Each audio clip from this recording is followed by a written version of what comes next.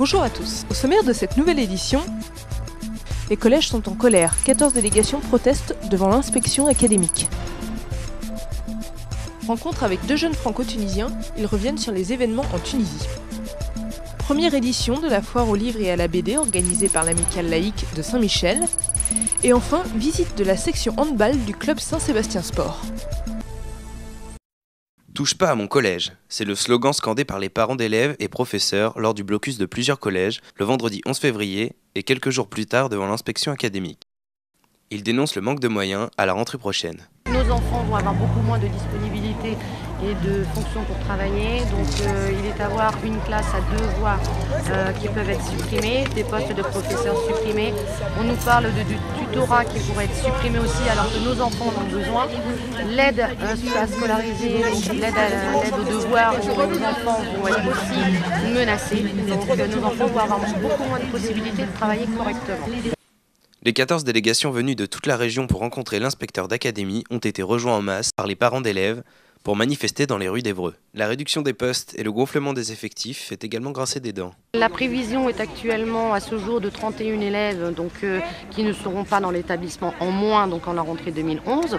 Mais il faudrait nous expliquer si dans ce dispositif, est-ce qu'ils ont compté toutes les personnes de l'armée qui arrivent en mars et avril, tous les logements qui ont été construits sur Netreville et tous les logements qui ont été construits rue du Bois de Saint-Jean. Donc tout ceci, ce sont des familles qui vont arriver avec des enfants. Donc comment peuvent-ils se permettre en fin de compte de nous diminuer les actions que nous mettons en cause et que nous mettons en route en nous disant il y a moins d'élèves alors qu'il y a beaucoup plus de familles qui vont arriver sur Évreux. A noter que le 15 février, 47 professeurs, directeurs d'école, principaux de collèges et proviseurs des lycées ont renvoyé leur palme académique en signe de protestation, tout en dénonçant une politique où la logique comptable et la notion de rendement ont pris le pas sur toute la réflexion pédagogique ou sociale.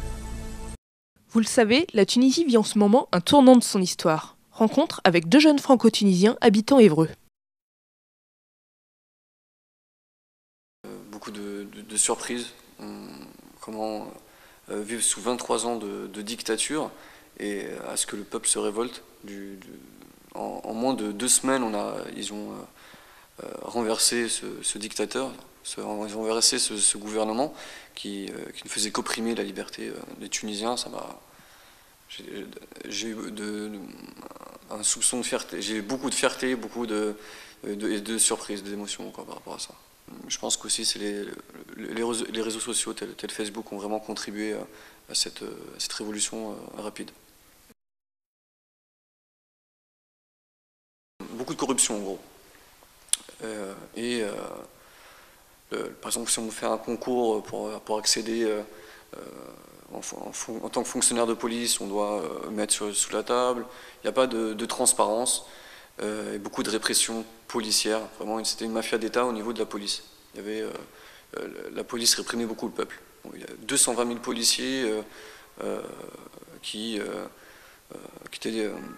n'avaient aucune reconnaissance envers cette dignité tunisienne, envers le peuple. J'étais en Tunisie jusqu'au 7 janvier, pendant les vacances. La révolution avait commencé dans la région de Sidi Bouzid, et on se renseignait sur Facebook, sur Al Jazeera. On suivait ces événements très près. Et en moins d'une semaine, juste une semaine après, j'ai vu que ça a éclaté. J'y croyais pas, alors que la révolution n'est pas encore arrivée à Tunis même, là où vraiment tout allait se passer. Et c'est vrai qu'on aurait vraiment voulu être là-bas à ce moment-là. Oui, on a peur pour eux, parce que cette révolution s'est faite dans le sang. Il y a eu 219 morts, voire même plus, voire même beaucoup plus. On a peur pour ses proches, qu'un de nos proches se fasse tuer par une balle perdue. Il n'y a pas de sécurité, pas de police. C'est vrai que c'est un climat d'insécurité. Mais ceux qui ont provoqué ces morts, c'est la milice tunisienne. Et tout le monde a confiance en son voisin. Et c'est ça qui nous apaise en gros. C'est vraiment cette fraternité tunisienne.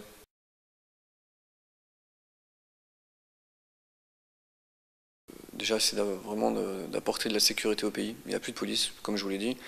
C'est l'armée qui assure la sécurité du pays. et pouvoir mettre normalement dans les 6 prochains mois des élections, à ce que chaque parti puisse s'exprimer. La démocratie, c'est nouveau pour les Tunisiens. Les partis politiques, on n'en parlait pas. La politique, on n'en parlait pas. Et c'est vraiment la naissance de cette politique, pouvoir débattre politiquement pour l'avenir du pays.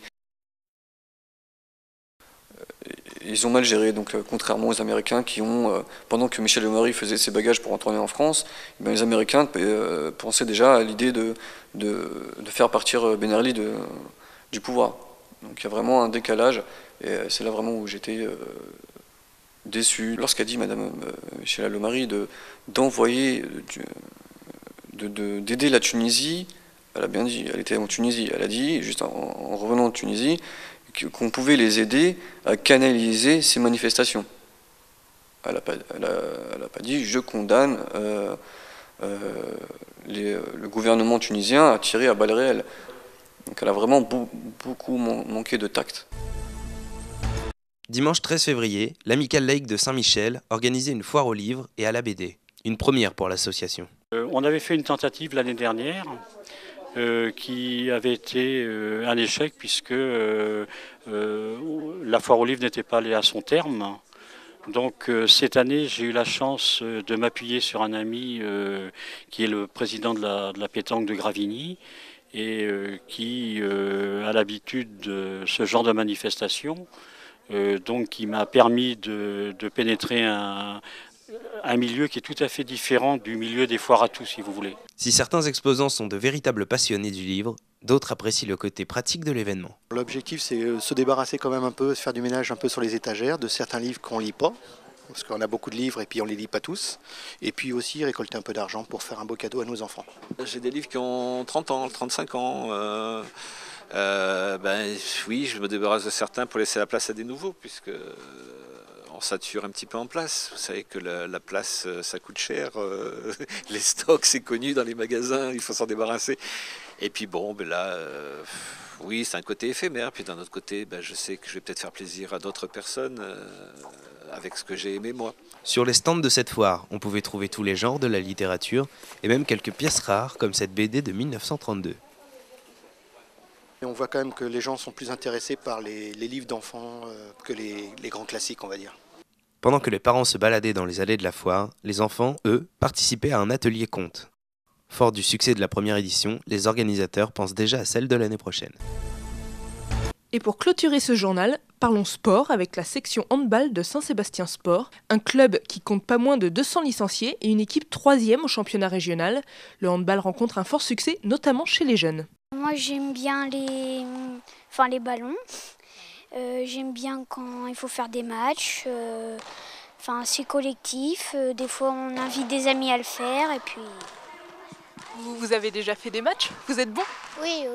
On en a déjà fait, on a gagné 5 championnats et un où on est arrivé 2e. Nos handballeurs français ont gagné récemment une 3e étoile sur leur maillot en remportant la Coupe du Monde pour la 2e fois consécutive. Ce succès a-t-il un impact sur la vie des clubs français? Je pense que les Français connaissent assez mal le handball, mais là l'équipe est tellement capée aujourd'hui avec ses 3 grands titres, champion olympique, champion d'Europe et champion du monde. Je pense que ça va agir sur les familles et ça va pousser des enfants vers les clubs de hand. Il y a toujours un effet. Bon là, la saison est bien entamée, donc ça va être difficile de récolter des inscriptions en cours de saison. Mais je pense que lorsqu'on va renouveler les inscriptions, on devrait avoir des nouveaux venus, j'espère en tout cas. Garde bien ton bras ferme, dans la zone, prise de zone, c'est bien. Et vous, est-ce que vous avez regardé le championnat du monde cette année? Oui. C'est la France qui a gagné, 37, 35. Bien, t'as appris le score par cœur. Qu'est-ce qui vous a plu pendant ce championnat? C'est qu'ils allaient vite. Marquaient beaucoup de buts. Ouais, ils marquaient beaucoup de buts quand même. Vous en marquez autant quand vous jouez?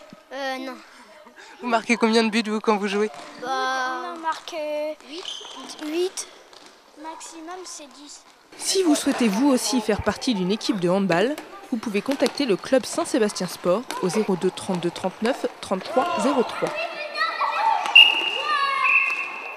Merci de nous avoir suivis. Rendez-vous pour la prochaine édition, le jeudi 10 mars.